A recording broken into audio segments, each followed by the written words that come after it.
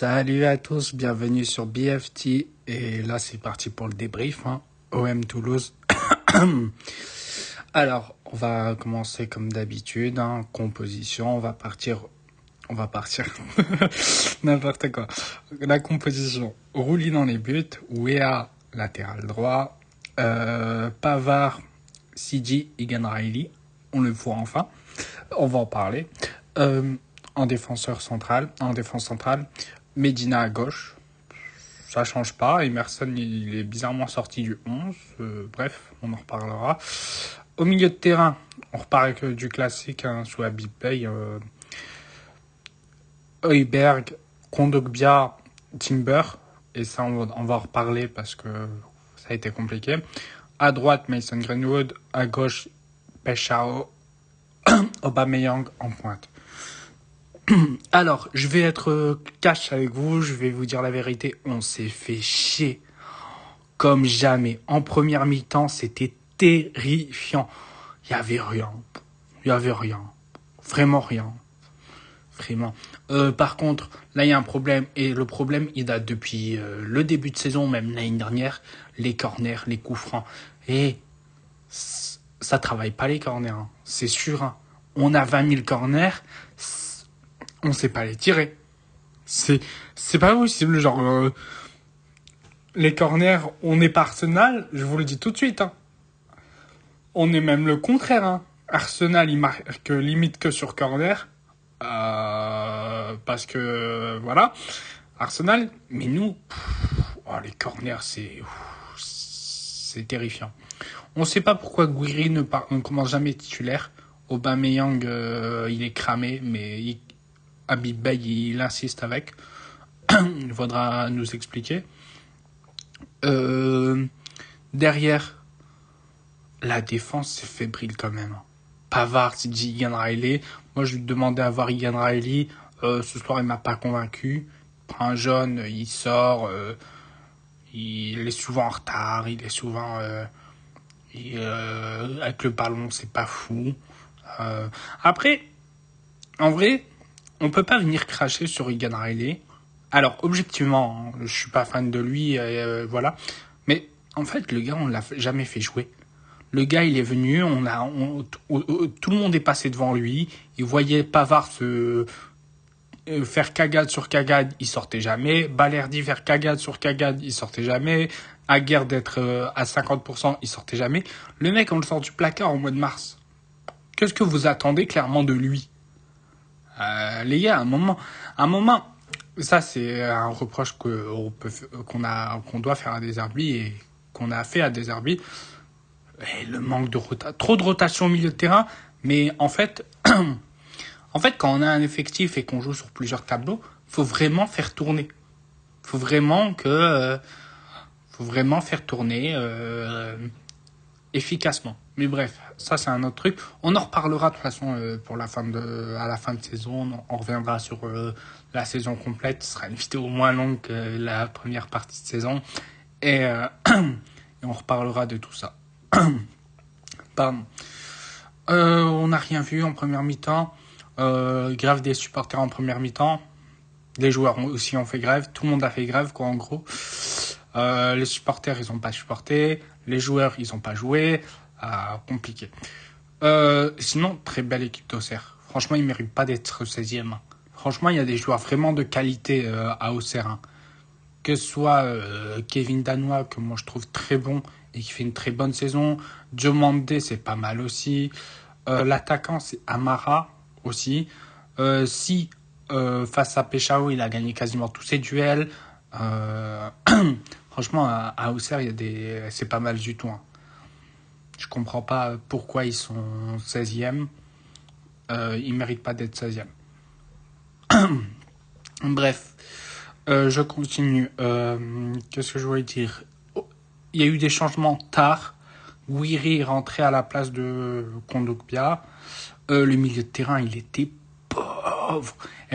Comme moi, le dernier match, j'ai dit à Kondogbia, si tu joues comme ça jusqu'à la fin de la saison, c'est très bien. Je le savais, je connais mon Geoffrey.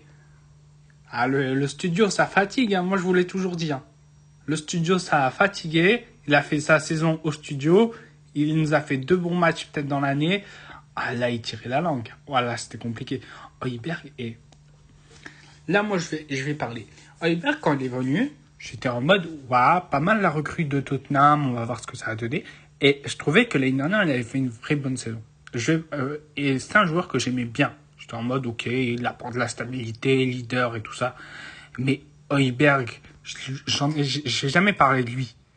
Mais là, Højbjerg il déçoit sur cette saison. C'était à lui d'être le boss, d'être pas le boss non plus, mais d'être un leader, de toujours être irréprochable. Højbjerg, c'est terrifiant. Il se fait dépasser. Il est lourd. Avec le ballon, c'est mauvais. Et toi, tu vas partir cet été. Hein. Moi, je te le dis.